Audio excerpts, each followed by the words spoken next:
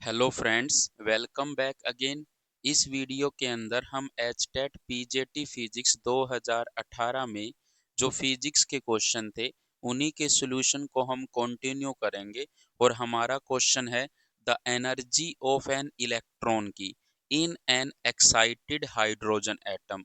मतलब जो इलेक्ट्रॉन की जो एनर्जी है किसी भी एक्साइटेड हाइड्रोजन एटम का, मतलब हाइड्रोजन एटम में जो इलेक्ट्रॉन है वो एक्साइटेड स्टेट में है। और उस एक्साइटेड स्टेट की जो एनर्जी है, किसकी एक्साइटेड स्टेट की जो एनर्जी है जिसमें इलेक्ट्रॉन है, वो एनर्जी कितनी है? -3.4 इलेक्ट्रॉन वोल्ट। मतलब इतनी एनर्जी इलेक्ट्रॉन के पास है। It's angular momentum according to Bohr's theory is, मतलब उसका एंगुलर मोमेंटम बताइए बोर्स थ्योरी के अकॉर्डिंग क्या होगा। सो एंगुलर मोमेंटम जो है वो बोर थ्योरी के जो सेकंड पोस्टुलेट था उसके अकॉर्डिंग जो एंगुलर मोमेंटम होता है किसी भी ऑर्बिट का, L equal to integral multiple होता है एच अपॉन 2 पाई का। और एन क्या होता है? प्रिंसिपल क्वांटम नंबर, या फिर एन ये कहते हैं कौन सा ऑर्बिट है, नंबर ऑफ ऑर्बिट। कौन सा ऑर्बिट है? फर्स्ट ऑर्बिट है, सेकंड ऑर्बिट है, थर्ड ऑर्बिट है, कौन सा ऑर्बिट है। एन इक्वल टू 1 है तो ये कौन सा ऑर्बिट होगा? फर्स्ट ऑर्बिट होगा, जिसको हम क्या कहते हैं? ग्राउंड स्टेट कहते हैं। एन इक्वल टू अगर 2 है तो उसको हम फर्स्ट एक्साइटेड स्टेट कहते हैं, जो कौन सा ऑर्बिट होगा? सेकंड ऑर्बिट होगा। और एन इक्वल टू अगर 3 है तो वो सेकंड एक्साइटेड स्टेट होगी। एक्साइटेड स्टेट तो सेकंड है लेकिन ऑर्बिट कौन सा है? ये थर्ड ऑर्बिट होगा। एन इक्वल टू अगर 4 है तो वो थर्ड एक्साइटेड स्टेट है लेकिन ऑर्बिट कौन सा होगा? फोर्थ ऑर्बिट होगा। एन इक्वल टू अगर 5 है तो वो फोर्थ एक्साइटेड स्टेट है। एक्साइटेड स्टेट तो फोर्थ है लेकिन ऑर्बिट कौन सा होगा? ये फिफ्थ ऑर्बिट होगा। मींस ये आपकी क्या है? सभी की सभी एक्साइटेड स्टेट है। और फर्स्ट एन इक्वल टू 1 पे क्या होती है? Ground state. बाद में क्या स्टार्ट हो जाती है? Excited state. और हमें क्या निकालना है? जिस इलेक्ट्रॉन की ये एनर्जी है उस ऑर्बिट का क्या निकालना है? एंगुलर मोमेंटम निकालना है। तो हमें ये पता है कि n इक्वल टू 1 के लिए जो एनर्जी होती है, फर्स्ट ऑर्बिट की जो एनर्जी होती है हाइड्रोजन एटम के लिए -13.6 इलेक्ट्रॉन वोल्ट होती है। सेकंड ऑर्बिट के लिए एनर्जी क्या होती है? -3.4 इलेक्ट्रॉन वोल्ट। थर्ड ऑर्बिट की एनर्जी क्या होती है? -1.51 इलेक्ट्रॉन वोल्ट। और फोर्थ ऑर्बिट की एनर्जी क्या होती है? -0.85 इलेक्ट्रॉन वोल्ट। और फिफ्थ ऑर्बिट की एनर्जी होती है -0.54 इलेक्ट्रॉन वोल्ट। और एन की वैल्यू अगर 6 लेते हैं तो वो फिफ्थ एक्साइटेड स्टेट होती है। और कौन सा ऑर्बिट होता है? सिक्स्थ ऑर्बिट होता है। तो उसकी जो एनर्जी होगी वो होती है -0.38 इलेक्ट्रॉन वोल्ट। ये सभी आप याद कर लीजिए। आपसे डायरेक्ट भी पूछ सकता है फोर्थ ऑर्बिट की एनर्जी बताओ हाइड्रोजन एटम की, तो -0.85 इलेक्ट्रॉन वोल्ट। फोर्थ ऑर्बिट को हम थर्ड एक्साइटेड स्टेट भी कहते हैं। फिफ्थ ऑर्बिट को हम फोर्थ एक्साइटेड स्टेट भी कहते हैं। तो ये एनर्जी आपको पता होनी चाहिए। तो हमारी जो एनर्जी है इलेक्ट्रॉन की वो क्या है? -3.4 इलेक्ट्रॉन वोल्ट। इसका मतलब वो कौन सा ऑर्बिट होगा? Second orbit. तो एन की वैल्यू कितनी होगी? 2 होगी। मींस आपको एनर्जी गिवन थी, एनर्जी से आपने एन निकाला है। तो एन अगर पता लग गया तो आप एन की वैल्यू यहाँ पे रख सकते हो। तो जो एंगुलर मोमेंटम होगा वो 2 इंटू में एच अपॉन 2 पाई आएगा। तो ये क्या हो जाएगा? 2 से 2 कैंसल आउट हो जाएगा तो एच अपॉन क्या रह जाएगा? पाई। तो एंगुलर मोमेंटम उस इलेक्ट्रॉन का कितना होगा? एच अपॉन पाई होगा। सो इसका ए क्या होगा? राइट आंसर होगा आपका। एंड प्लीज आप ये सभी की सभी जो एनर्जी की जो वैल्यू है, first orbit, second orbit, third, fourth, fifth, sixth, in orbit की एनर्जी याद कर लीजिए डायरेक्ट, ये आपके आगे चल करके इन फ्यूचर में कोई क्वेश्चन बनता है तो यूज हो सकती है। और ये याद रखिए सेकंड ऑर्बिट जो होता है वो फर्स्ट एक्साइटेड स्टेट है। आपसे अगर वो कहे थर्ड एक्साइटेड स्टेट की एनर्जी बताओ, तो आप एन की वैल्यू 3 मत यूज कर लेना। थर्ड एक्साइटेड स्टेट का मतलब है फोर्थ ऑर्बिट की, और फोर्थ ऑर्बिट की जो एनर्जी होती है वो क्या होती है, माइनस का 0.85 इलेक्ट्रॉन वोल्ट। तो एक्साइटेड स्टेट ये देख लीजिएगा कौन सी एक्साइटेड स्टेट की बात कर रहा है, और उसके लिए एन की वैल्यू का एन की वैल्यू क्या है और उस ऑर्बिट की एनर्जी क्या है। फिर अब देखिए नेक्स्ट क्वेश्चन क्या है, light with intensity of 1 kilowatt per metre square. मतलब लाइट है जिसकी इंटेंसिटी आपको कितनी गिवन है, आई 1 kilowatt per metre square. Kilo को अगर आप रिमूव करोगे तो 10 की पावर 3 आ जाएगा वाट पर मीटर स्क्वेयर। इंटेंसिटी क्या होती है, energy incident, energy incident per unit area per unit time. Unit area पे यूनिट टाइम में जो एनर्जी इंसिडेंट होती है उसी को हम क्या कहते हैं, इंटेंसिटी कहते हैं। तो इसलिए energy incident per unit area per unit time, तो जूल पर मीटर स्क्वायर पर सेकंड, और जूल पर सेकंड को तो आप क्या लिख सकते हैं, वाट। तो ये क्या आ जाएगा, वाट पर मीटर स्क्वायर भी इसकी यूनिट हो सकती है, या फिर जूल पर मीटर स्क्वायर पर सेकंड, ये भी इसकी यूनिट हो सकती है इंटेंसिटी की। तो इंटेंसिटी क्या चीज होती है, energy incident per unit area per unit time. मतलब यूनिट एरिया पे यूनिट टाइम में जो एनर्जी इंसिडेंट होती है उसी को हम इंटेंसिटी कहते हैं। तो यहाँ पर इंटेंसिटी कितनी गिवन थी, 1 किलोवाट पर मीटर स्क्वेयर। तो इससे हमने किलो को रिमूव किया तो 10 की पावर 3 यूज कर लिया, वाट पर मीटर स्क्वेयर। वाट क्या होता है, जूल पर सेकंड को हम वाट लिखते हैं। तो आपको इंटेंसिटी गिवन है, तो light with intensity of 1 kilowatt per metre square falls normally on a surface. मतलब किसी सरफेस के ऊपर नॉर्मली गिरी है, with area of 1 centimetre square. मतलब उसका जो एरिया है वो 1 सेंटीमीटर स्क्वेयर है। मतलब एरिया आपको गिवन है कितना है, 1 सेंटीमीटर स्क्वेयर, और सेंटीमीटर को हम मीटर में कन्वर्ट करेंगे तो 1/100 मीटर, और उस पूरे का क्या हो जाएगा, स्क्वेयर।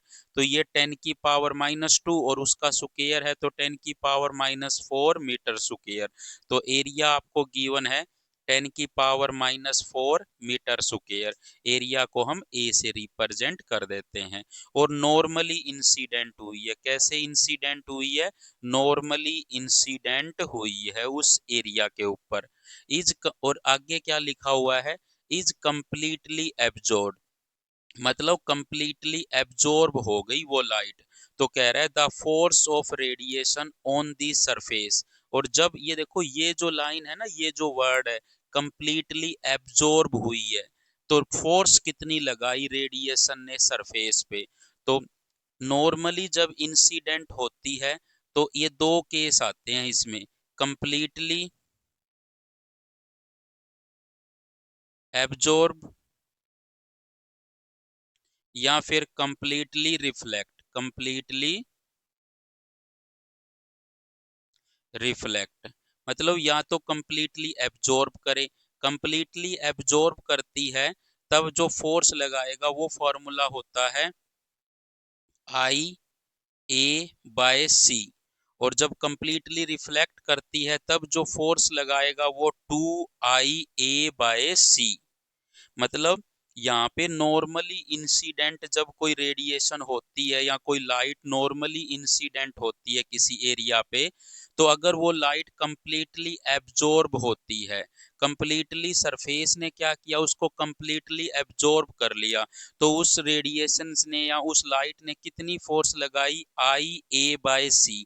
आई इंटेंसिटी है, सी स्पीड ऑफ लाइट है, ए क्या है आपका एरिया है।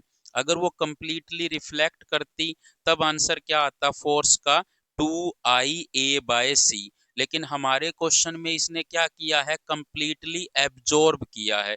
कंप्लीटली एब्जॉर्ब किया है तो फोर्स का फॉर्मूला क्या आएगा, आई ए बाय सी। तो आई आपको कितना गिवन था, 10⁻3। एरिया कितना था, 10⁻⁻4। और सी की वैल्यू क्या थी, 3 × 10⁸।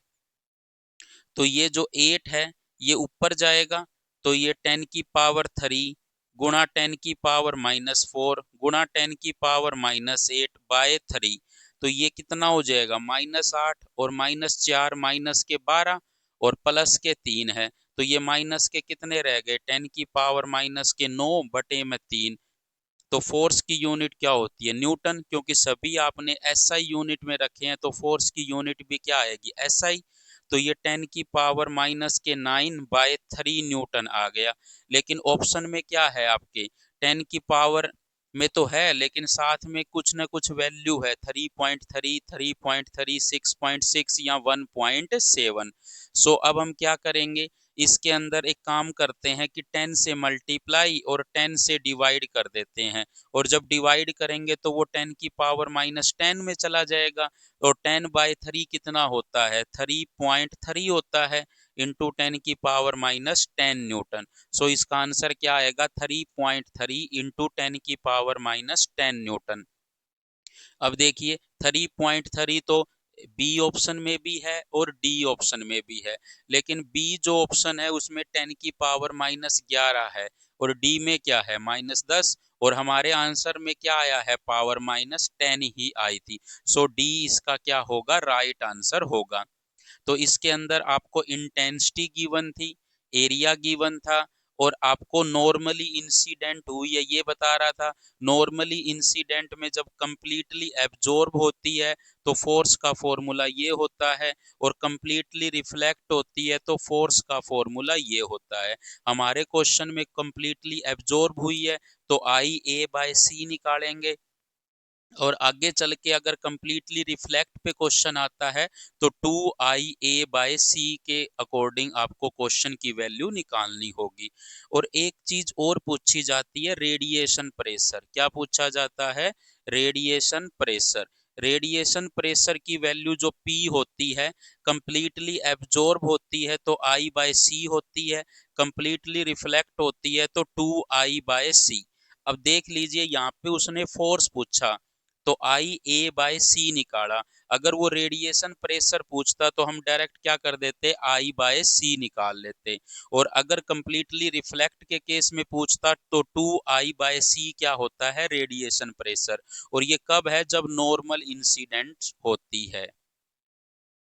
अब देखिए नेक्स्ट क्वेश्चन क्या है, ए particle moves along the positive branch of the curve. मतलब इस कर्व की पॉजिटिव ब्रांच में क्या कर रहा है, पार्टिकल मूव कर रहा है। वेयर एक्स किसके इक्वल है, इसके इक्वल है। एक्स और वाई क्या है, मेजर्ड इन मीटर, मतलब एक्स और वाई मीटर में है और टाइम किस में है, सेकंड में है।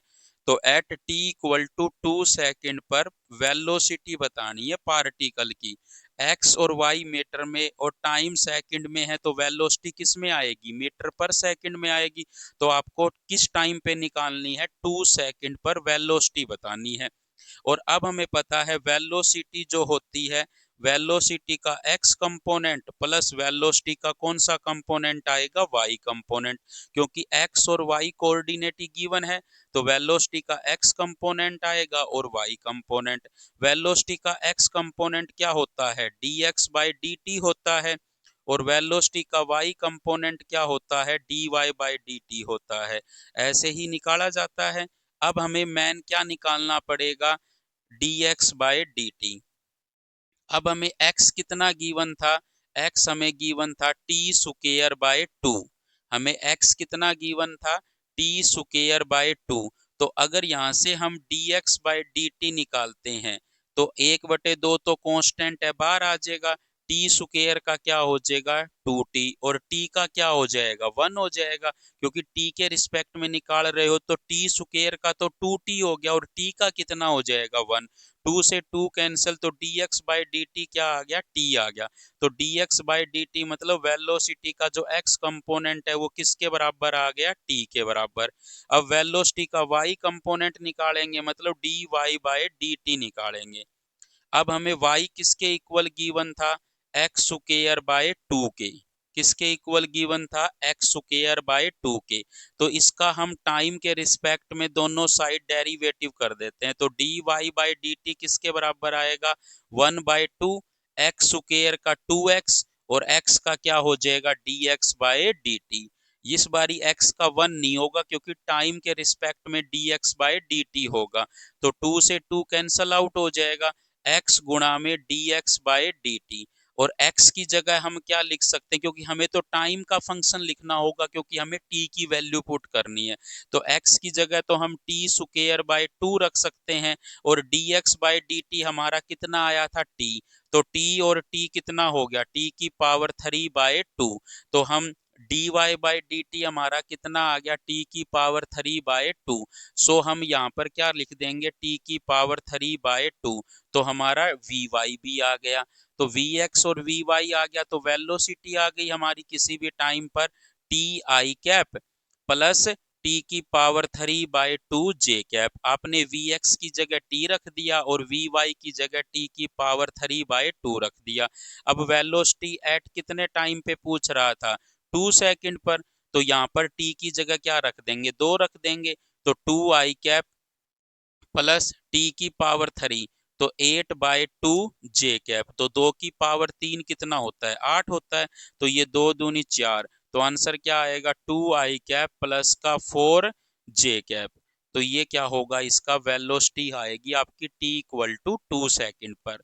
तो अगर इसके अकॉर्डिंग चलेंगे तो b जो होगा वो हमारा क्या होगा, राइट आंसर होगा, 2 आई कैप प्लस का 4 जे कैप।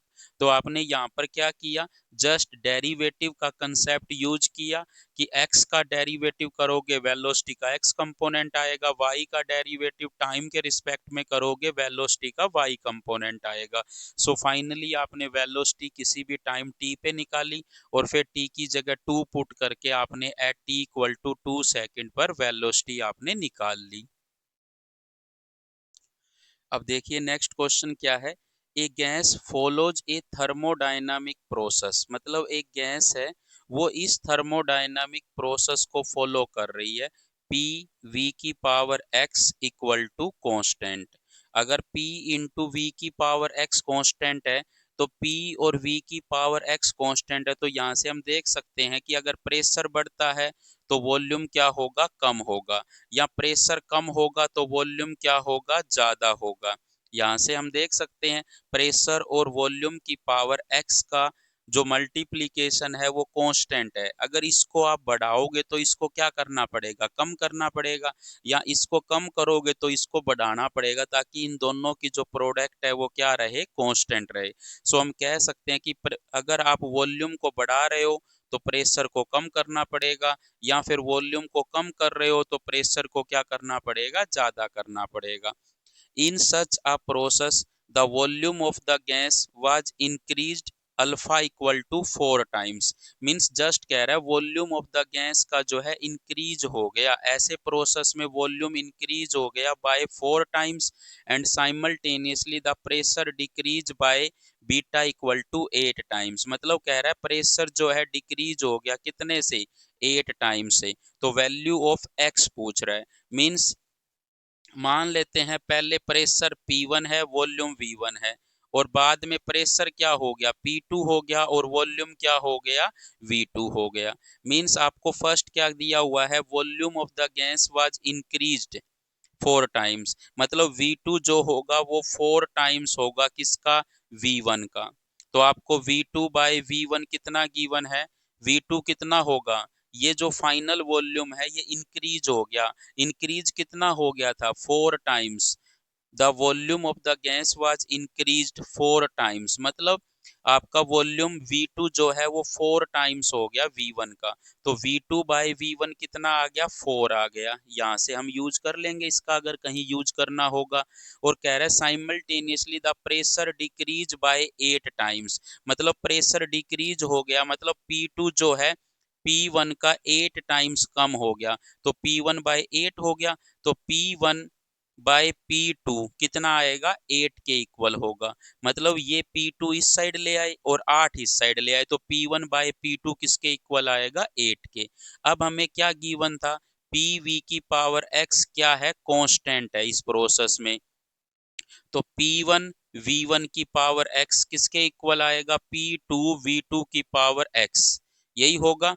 तो हम क्या करते हैं, इसको इस साइड ले आते हैं, P1/P2 किसके इक्वल आएगा, V2⁴ बाय V1⁴ ये इस साइड ले आते हैं, P2 इस साइड, तो ये क्या हो जाएगा, V2/V1⁴ तो V2/V1 कितना था, 4, तो ये क्या हो जाएगा, 4⁴ और P1/P2 किसके बराबर था, 8 के।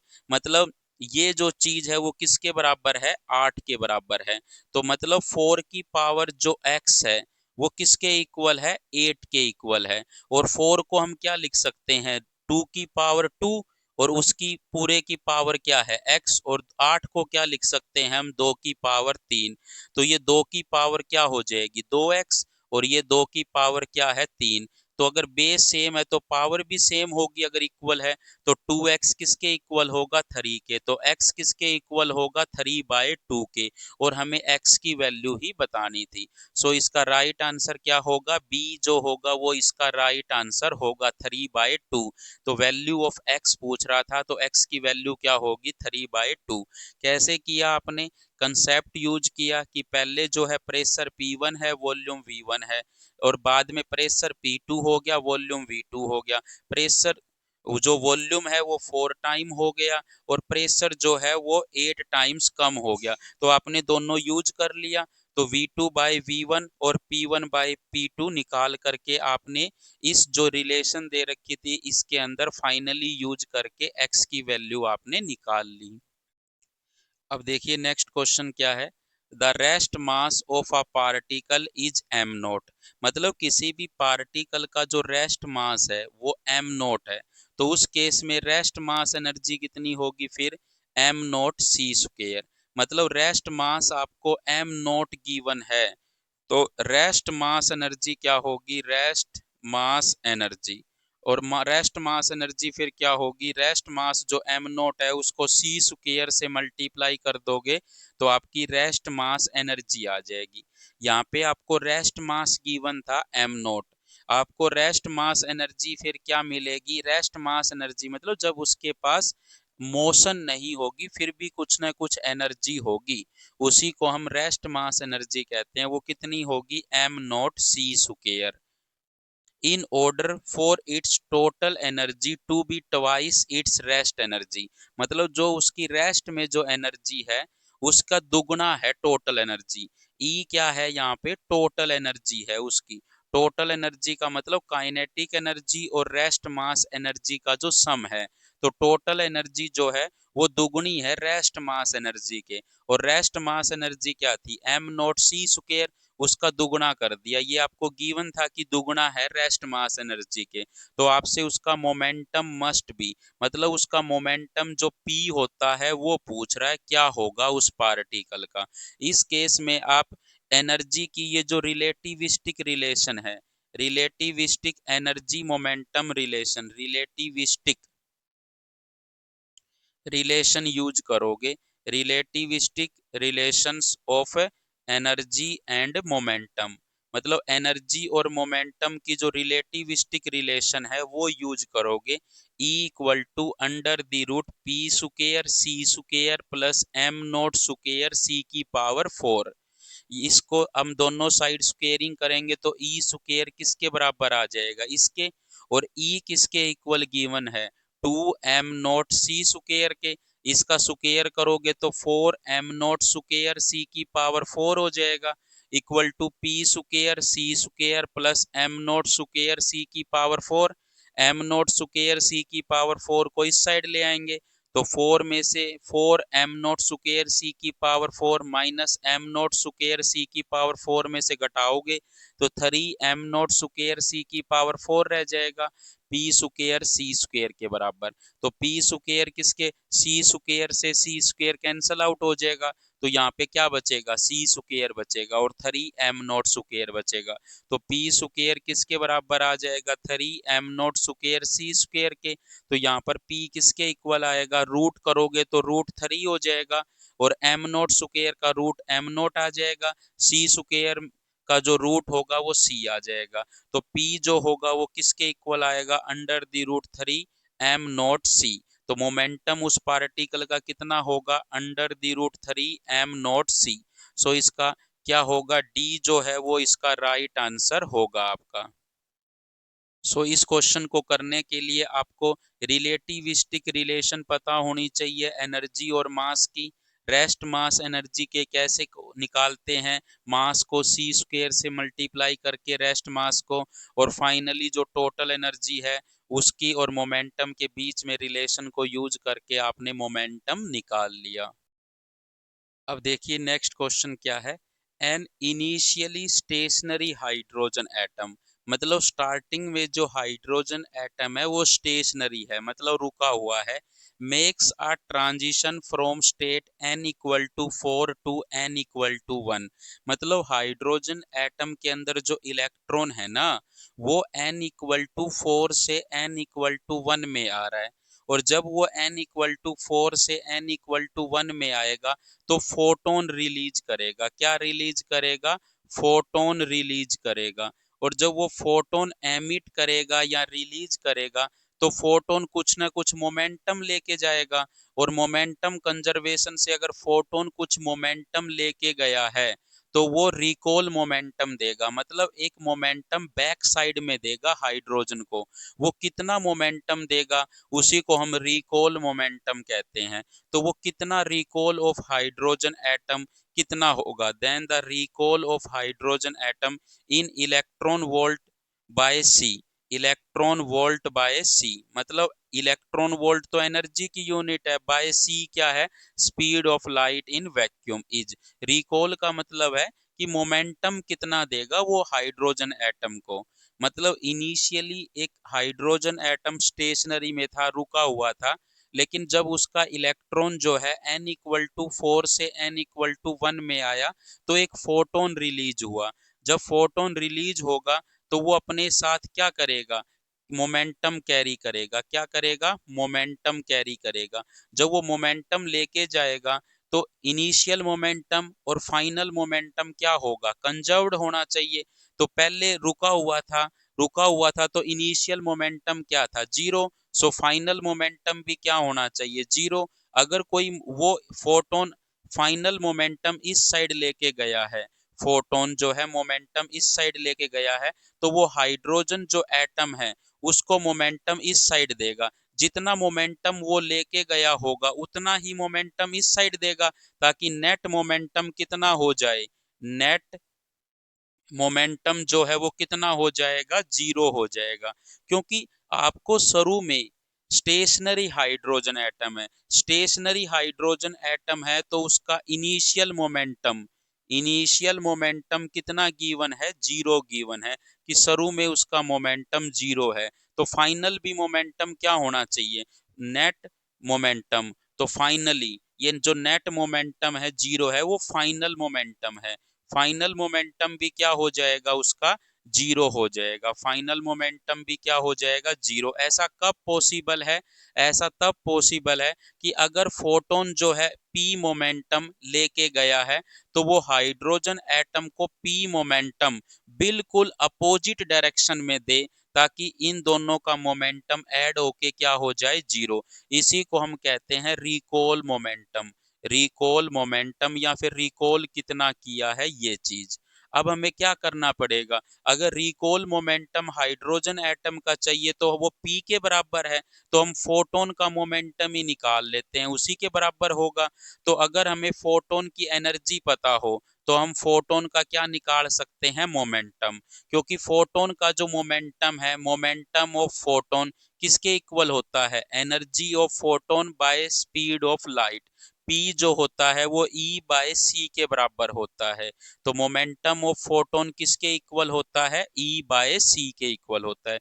कैसे भी करके आपको क्या पता लग जाए, एनर्जी पता लग जाए, किसकी, फोटोन की। और यहाँ पे क्या गिवन है कि जो फोटोन है वो n=4 से कहाँ पे आया है, n=1 में। तो हमें सभी जो लेवल है उनकी एनर्जी पता होनी चाहिए। अभी हमने कुछ एक दो क्वेश्चन पहले लिखा भी था। n=1 की एनर्जी क्या होती है, -13.6 इलेक्ट्रॉन वोल्ट।